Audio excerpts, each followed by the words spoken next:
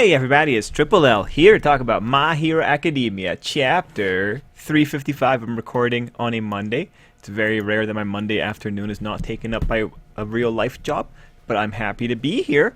We're going to look at it. I'm trying to think about where to start. I'm actually very animated for this one because for this one, I've seen a lot of criticisms. Even on the Viz Media website, with the comments at the bottom, I've seen a lot of criticisms there, and that's not something I see very often, but I'm here for it. I love it. I love seeing people complain. I love people saying that, oh, this is ruining suspension of disbelief, and I love seeing people say this is not very good or whatever else.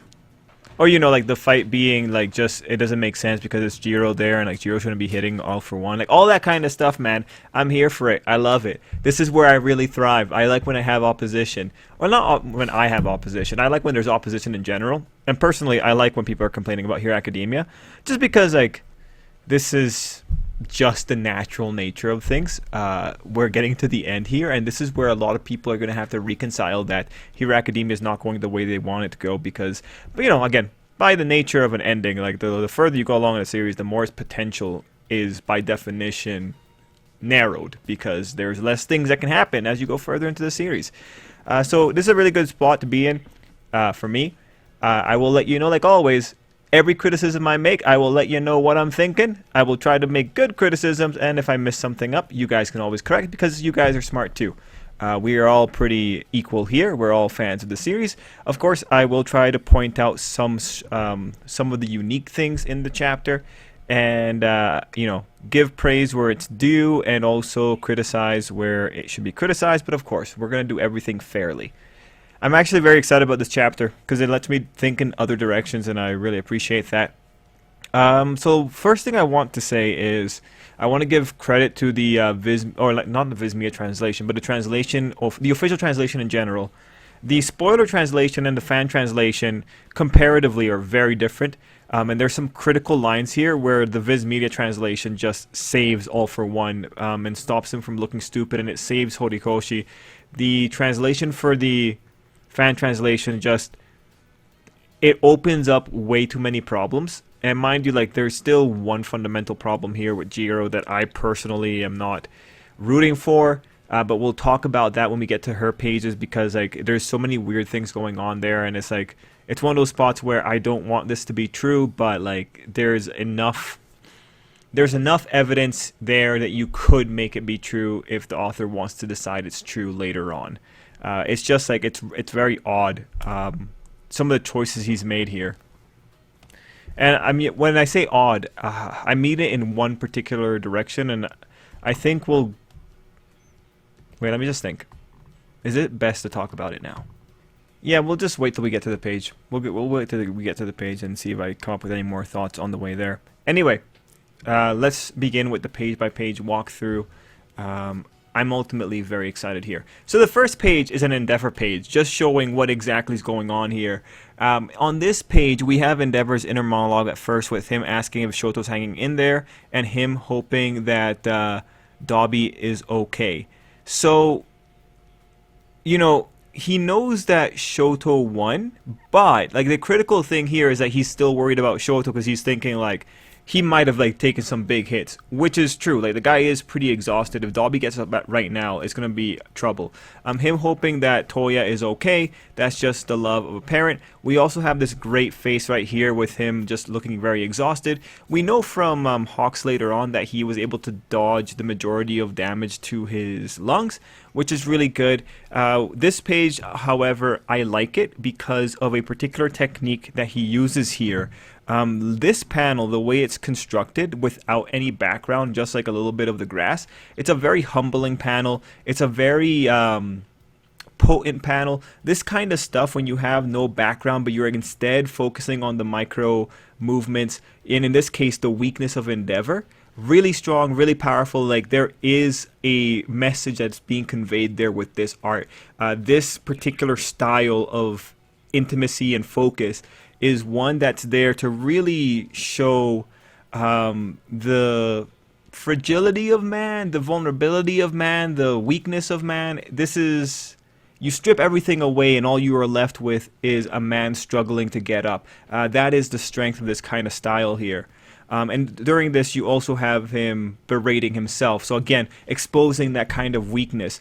Now, the one thing here that throws it, makes it a little bit interesting is the bottom panel where you see all the blood leaking out. Don't really care there. Like, Endeavor's taken worse hits, I think. Most people in Hero Academia have taken worse hits. The reality is, I think Endeavor's coming back to the fight. But this looks like it's going to be the build-up for him to return here. In the previous chapter, I mentioned that Horikoshi used a panel reminiscent of Endeavor's previous character. And I feel like with the way that he's going here, with him reflecting so quickly, I feel like you might see Endeavor when he goes back up and probably does Prominence Burn. He's going to have that more serene look to him. And maybe the blood loss is going to help him there. Overall, this page is beautiful. And this page, because of the vulnerability of man being shown there with the way it's drawn, I do think Endeavor's going to come back up. Because like the author took time to show him with his back against the wall and him like with a critical wound. I feel like it depends on the next chapter. Next chapter, you could see Endeavor's return there. But, actually, this is an important note, now that I remember it. I'm not sure that All For One goes down in these chapters. I'm not sure he goes down in the next chapter. I've talked with other viewers about this already, but I just think it's inappropriate to take All For One off the board now. I really think probably keep him around and don't Prominence Burn him until later. Just because it's a little bit awkward to go from All For One to Spinner. To finish off All For One and then go to Spinner, because like All For One is more important than Spinner. Like All For One shouldn't be going down like that. And mind you, the thing that throws it off too is that if you take out All For One, the body, the main one is still, or not the main one, but the Shigaraki body is still there. The other him is still there. That's the thing that throws it off. It depends. If All For One stays around, what it does is that it puts focus on All For One, the physical body. If All For One goes down in the next chapter, it puts more focus on the All For One vestige inside of Shigaraki as the final word, right? I'm just not sure. Like, I feel you could hit a better crescendo if you have All For One be there after the Toga and the Spinner fights go down. The structure of how they put All For One in here is by far the oddest thing, but it might make sense if the author was thinking about popularity for this portion, because then he slips All For One in between what he thinks might be unpopular situations. And that way, he can keep himself up in the rankings for a little bit longer. He can keep himself up with the fans, because like at the end of the day, Endeavor's more popular than Dobby, right? Like Endeavor's like top 10 character. That would be my theorizing for this. But again, it's kind of hard when you don't really know what direction the author wants to go in. Like really, the whole thing with Jiro is extremely surprising. Like that's one of those things that you dream of. You don't necessarily think it's going to happen. All right, we move into page 2. Page 2 is important because this is where the author kind of establishes where he's going. And it also tells us what we have to think about Endeavor. It's really important to tell us what we have to think, because it's hard to tell what actually happened with Endeavor because his proportions were kind of off. He doesn't have a normal body type. So it's good that Hawks is there to tell us that he kept his lungs safe. Very good to know. And then we have here that we're going to pretty much wait for Endeavor to come back, and we're going to buy time. Setting the condition as buying time is really good, because honestly, the kids shouldn't be beating All For One, because All For One, if he gets beaten by kids, it's going to look pretty bad. But the kids should be able to weaken All For One, because those kids have been in war before, and also they're UA. And also, like, the only thing they really lack is combat experience, which actually might be an interesting point for later. Anyway, we find out that Tokoyami was sent here to be support in the case of a stalemate. With Hawks pointing out, yeah, that was when we had Endeavor still there. Overall, I think it's okay for him to be worrying about a 15-year-old. I don't fault Hawks for caring about Tokoyami and having like that emotional response there. But props for Tokoyami for getting all about Jiro's butt on his back, because let's face it, if he kept talking about that, it would have been very embarrassing. Now here is where we see some very interesting things in the All for One dialogue. All for One first says that he shouldn't be wasting time here, not when Shigaraki, the other self, not when let me make sure I say this right. Not when Tomura, his other self, could be in danger. So this is really how he's seeing Shigaraki. He's seeing something as equivalent to him. Like, well, at this point, he's seeing more Shigaraki as his other self than Shigaraki itself. What I like here is that he says Shigaraki could be in danger, thereby stating that he's actually not 100% sure of it. This is actually relatively important because of the presence of search. So he's not sure what's going on with Shigaraki. The other thing here is that All for One has some method by which to get to Shigaraki, which the first thing you would think is, okay, he can fly to Shigaraki. That has to be what he's referring to. But he must be thinking about a way to be able to get to him. Other things I want to really look at here is this arm. You know, we see the muscle fibers again. I really think he has a copy of Muscular's quirk. We also see that All for One's face fetish is still at full play here, because you see these like 4 heads, 5 heads forming. Yeah, man, really hardcore. We also see on this page that we have a thought panel, and I like how the author has the bubbles crossing the panel. And whenever you see All for One thinking, that's when you're going to get the truest All for One, because when All for One's thinking, he doesn't actually have to pretend to be a hammy villain. So what I like here is that All for One actually believes that Endeavor is going to get back up. That's actually extremely... that says a lot. That really says a lot, and I like that it's bolded in the Viz translation. And I also like that he figures out that during this phase, I like the terminology of phase, because that's how I think about it too. The hero's goals in this phase is going to be buying time. And of course, I also like that he says, oh God, okay, this is a word I read, but I never really pronounce. But harangued by the foul duo. By this foul duo. I love everything about this line. And mind you, apologies if I can't pronounce that one. But yeah, no, I like that it's foul, F-O-W-L, and not foul. Yeah, no, please call them chickens. This is exactly what I want. No, this is really good. Anyway, this page overall I think is relatively important because it tells you a lot about All for One's inner character here. What matters here is that he's worried that things might not be going well for Shigaraki. Alright, we go into page 4. And we see...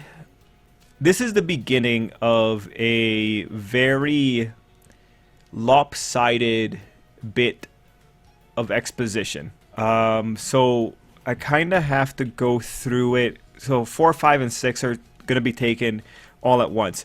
Page 4, Jiro is attacked. She's lifted up by Hawks. Tokoyami gets away pretty well. You have Hawks like pretty much showing how hardcore of a support he is. You have Hawks doing one of his attacks on All for One's helmet. Very good. Again, I gotta say, you know, Hawks is going for the helmet. I still think he should have gone for the gut in his first attack, but he seems to be going for a technical win here. Hoping that the guy doesn't have super regen. Whatever. I like that at least that he chose a path and he kept going with it. And that's really what you see at the end of the chapter, consistency. I think the fact that Hawks was able to consistently hit the same place actually says a lot about him. It actually is a good accolade for him in this situation. Anyway, page 5 is just Hawks pretty much telling Tokoyami, like, I'll match you. You have Tokoyami also telling Jiro what to do, that being crack the sounds. And then, of course, page 6 is where Jiro has a little freakout moment where she says that she thought she was ready for everything. She points out that she didn't see that coming. So, interestingly, she couldn't detect like any kind. She didn't have any auditory advantage on that one, so her like sense of hearing did not help her out here. She talked about her response to the malice, and then she's having that little moment where she's talking. Then she's like, "Oh my God, Izuku Ayama, you were dealing with this all by yourself." So what's really important here, first off, I guess let's talk about Jiro. I love this moment because, yeah, you know, it's good that she appreciates that Izuku and Aoyama were like super, like they were facing a super terrifying guy, although like at this stage, I don't think Izuku's afraid of All for One. I think he's afraid of what he will do to everyone else, which, as Kayla said, a commenter, yeah, you know, he's kind of doing good on his promise of like maiming people here, like props to him. But what's really important to just keep in mind here is that this is the manifestation of the reality within Class 1A. There's some people in that class who have actually faced down severely dangerous threats, and this is what happens when Jiro, a person who hasn't really fought all that many hardcore villains, actually comes up with like an arc villain. Like, this is the reality of the situations. These kids can talk about it all they want, but a good chunk of them actually haven't faced legitimate, like, they haven't faced terrifying danger at a high volume like others have. Like Ida, Shoto, during Stain, they've faced that. Muscular, they faced that. Jiro, I don't think really did much during the camp. Then you have Bakugo. Bakugo was being attacked by... like, Bakugo was trying to run away from multiple of the League of Villain characters, and he never once, like, actually got... You never got into his head, and you never really saw that he was terrified. But the man was able to act under pressure when, like, someone like Shigaraki has him under, you know, has him controlled, and you have Mr. Compress and Toga coming for him. You have Izuku going up against Overhaul, and, like, you know, Overhaul being a very dangerous guy. Point is that, you know, like, a lot of the 1A kids, this is the proof of their inexperience. Jiro doesn't understand the vast majority of what Izuku and Bakugo and Shoto and Ida have been through, and Ochako as well, because Ochako is dealing with a very dangerous person. So I think her having this moment of fear is actually extremely useful, because it just shows the fact that she's a child, and she should be a child. Now, the critical thing here is that it's not just Jiro that pretty much survived that attack. Tokoyami's also there, and you can see in page 4 that there are little whip lines around Tokoyami, thereby suggesting that Tokoyami was able to dodge All For One's attack more than Jiro was, because Jiro got Hawks' help on that one. That is an incredibly powerful thing, because Tokoyami should be a relatively strong character, because Tokoyami has done a lot of serious things at this point. I'm pretty sure Jiro was there for Higantomachia, but point is, like, you know, like, Jiro's very lacking. Again, point is, you know, still lacking. It still helps the point. Anyway, back to Tokoyami. This is where I see, like, a lot of the lopsidedness. Tokoyami in this moment, you have that moment where he's able to get around All For One, but you don't really get the accolade for that. The only one that really gives him the accolade is Hawks telling him, Tokoyami, like, yeah, you do what you need to do. I believe in your maneuverability. I'll just help you out when you need it. And again, him being able to dodge something that Jiro herself said that she wasn't able to notice, that is by far the most powerful thing there. Now, what I want to get here is I want a moment where Tokoyami is able to go plus ultra against All For One, maybe in the next chapter. I want to see that moment where he has a, like, give me a page of Tokoyami inner dialogue, the same way that you gave for Jiro, just so you can see the difference between the two characters. Tokoyami was extremely effective on this one, and it's unfortunate that we have so much focus on Jiro. A perfect fight at this stage for Jiro Tokoyami has Tokoyami getting the same amount of thought, the same amount of interaction with All For One as a concept as Jiro got here. If we leave this with Tokoyami just being the fly guy who's not really getting anything, I'm going to be extremely disappointed. This is where the author has to really step up and show that he can treat the kids equally. Because with Tokoyami, there's a lot of interesting things you can do. Tokoyami is a chuuni. Like, Tokoyami, please, I would love to see you drop your whole darkness act, or like talking about the deep darks of like the abyss and you stare into the abyss and the abyss stares into you, that kind of chuuniism. I would love to see it fall away and him just face All For One and interact with the idea of All For One here. He already has the ability to dodge that Jiro doesn't have, so let's actually see now the mindset of a winner. Or let's see now the mindset of someone who's a little bit more experienced than Jiro is. Anyway, yeah, no, this part is definitely what I'm most excited about, because again, the author is in a potential point. If he shows Tokoyami, if he gives Tokoyami like 2 pages of inner monologue, then that feels to me like he's going to be trying to do well by as many 1A characters as he can. And of course, remember, the bare minimum we want to see here is people doing worthwhile things like Momo and Kaminari. That's the bare minimum. Right now, Jiro represents like the high maximum of what these kids can do, or like what the, you know, the lesser players of 1A can do. Okay, so page 7, we have All For One's face fetish again popping up. He has a giant cannon here. I'm not too sure what these like pipe-like things are. I don't understand the purpose of this, but mind you, like I think All For One just does things because he wants to be cool. I like his talk about, hey, you showed up here like you were going to another lesson at school. Yeah, that's probably true. That's probably true. They have that kind of mentality. I like that the author is talking about it here. He calls them an extra, which I think is just, All For One values UA. He knows UA produces high-tier people. He's calling them an extra just to like really get to them. Okay, we then go into page 8 where All For One just talks about, yeah, you guys just happen to be here. Like, you're not that special. Anyway, we move on. Not really sure what happened here. All I can really see is that Hawks' feathers were able to push a good portion of All For One's cannon arm away. That's probably why Jiro survived. Let's be honest here. Hawks was moving that cannon. So props to him. Even getting skewered, he's doing his best. But I like the comment about they just happen to be paired with the big heroes. And I like overall how he's talking down to Jiro. I think this is just very good in general. I like the whole thing about imagining yourself special, worthy of facing the Demon Lord. I think it's a little bit cringy to call yourself the Demon Lord in front of Tokoyami, who has most likely called himself a Demon Lord before, if not Shadow Lord. Like, the reality is, I'm sure Tokoyami has called himself many kinds of lords before. So, not the best, but, you know, this gives opportunity because now Tokoyami can 100% go in there and, like, this is the Demon Lord of Legends, and this is my time to be the Dark Hero or whatever else he wants to say. Like, this is just such a ripe opportunity. You have two Chunis facing each other down. If you don't have Tokoyami engage with All For One in the language that only he can speak, like, there's a missed opportunity. Okay, but at page 9, we have a critical thing here where things start getting weird. So one of the big things is that people are thinking that Jiro's power evolved to be able to affect Vestige World, or like Jiro's power fundamentally can affect Vestige World. I have a lot of apprehensions about that, but this is the place where there's evidence that suggests that something is going on. It's just I personally don't like it. So we'll have to see where it actually goes here. If you told me that Jiro's power can affect Vestige World, my first response would have been like, come on.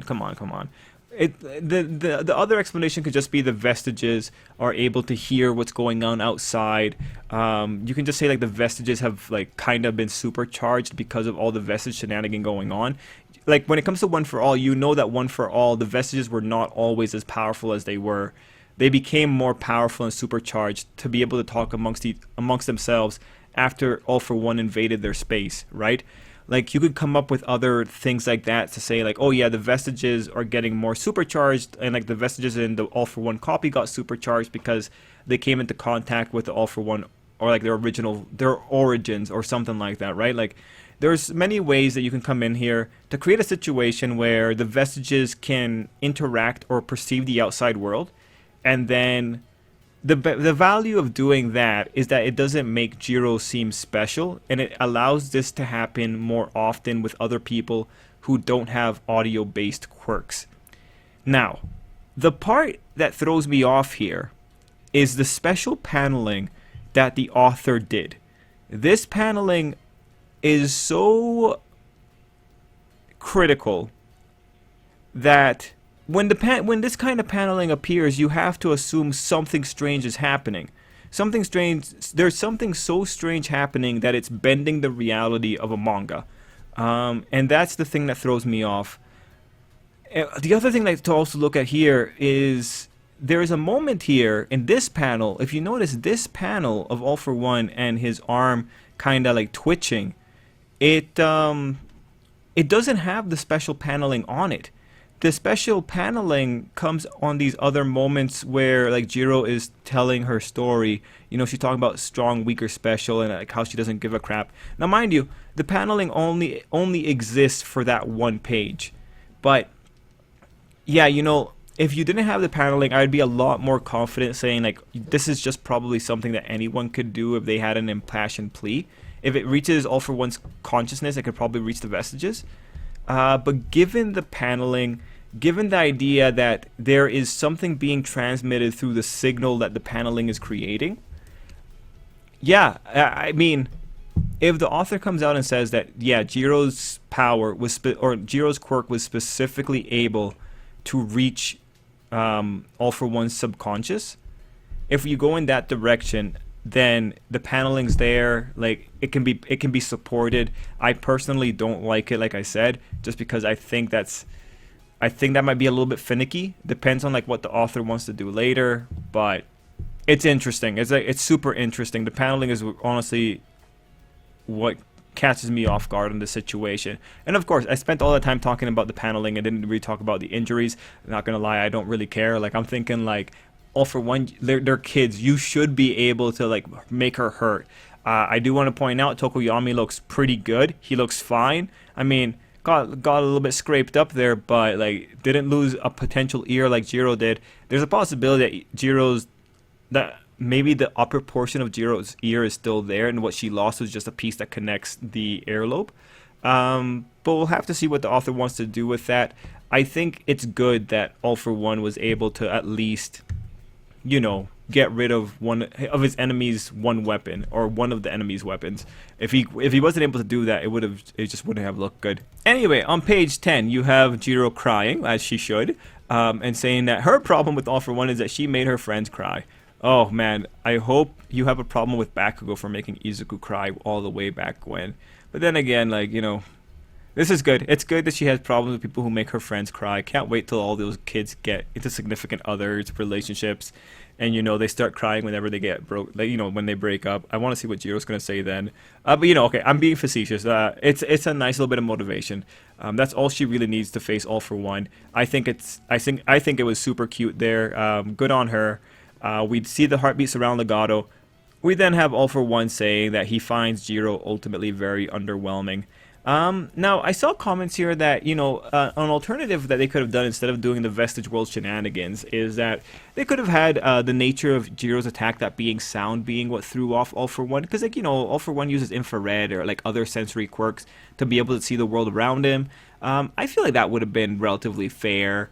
You know, if you went for a more the thing is, like, if you went for a more technical kind of victory, saying like, oh, yo, bro, yeah, you know, she's gonna use her sound, it's gonna like cause some rupturing of the eardrums, it's gonna throw off his sense of balance.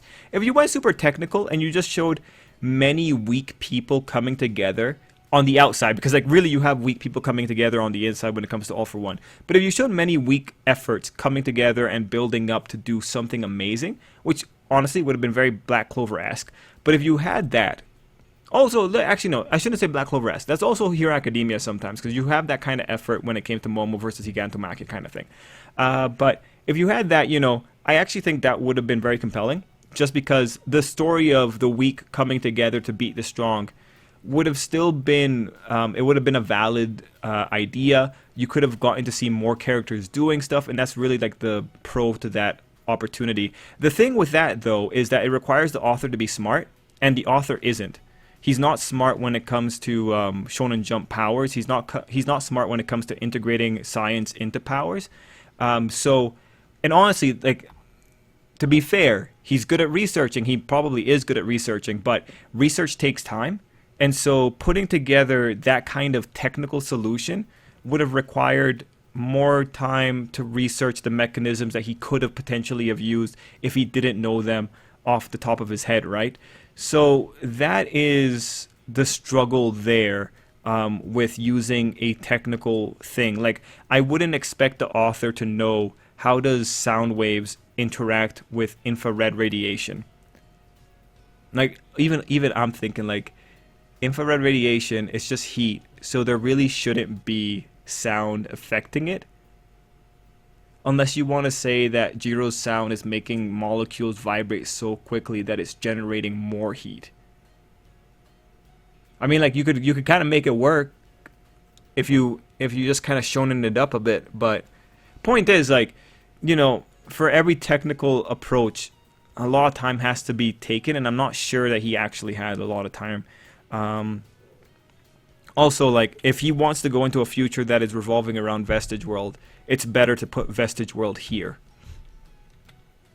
Anyway, page 12 is one of those pages where the Viz Media translation really helps here. You have All For One being stopped by the vestiges of the weak. And this is the line that was actually really critical.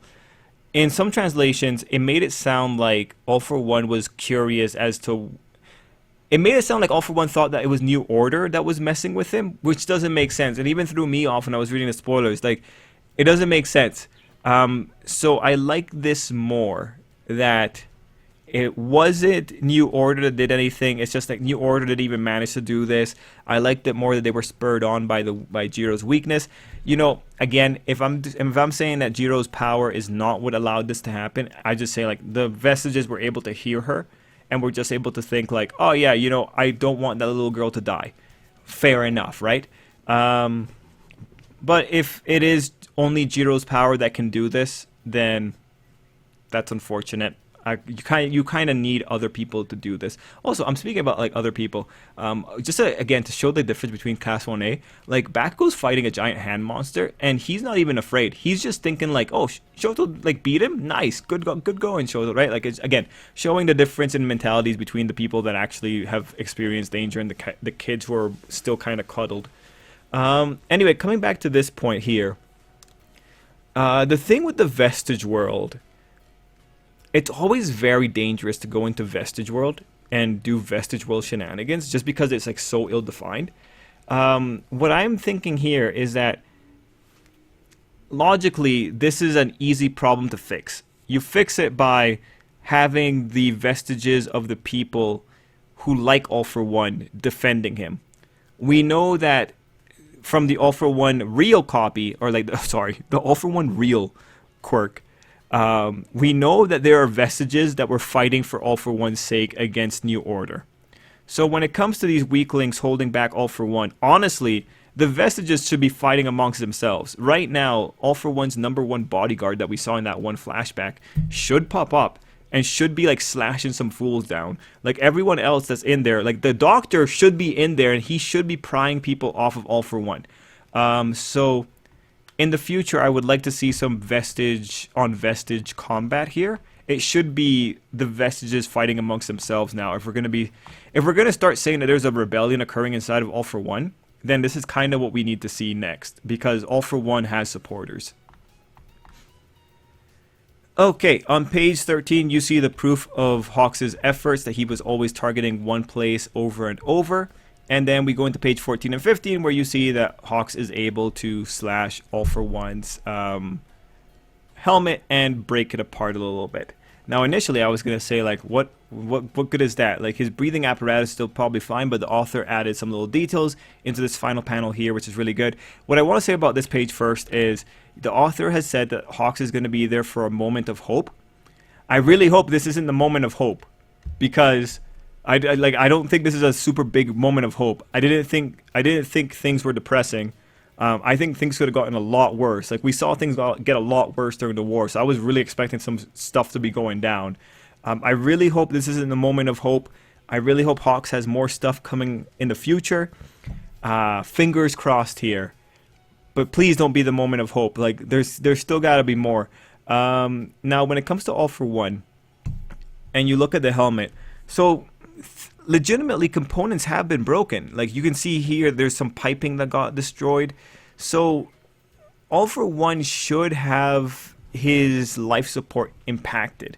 Now, mind you, I don't think this is enough to actually beat him, but this should be enough to kind of stagger him, kind of slow him down a bit. I'm hopeful in this particular situation. Now, what I'm hoping that happens next week is that All For One like does a few more things, gets Jiro and Tokoyami, not next week, sorry, next chapter, gets Jiro and Tokoyami out of play, like really injures them, and then just sets up something like, okay, you guys, you want me to get serious? I'm gonna get serious, and then he goes into second wind.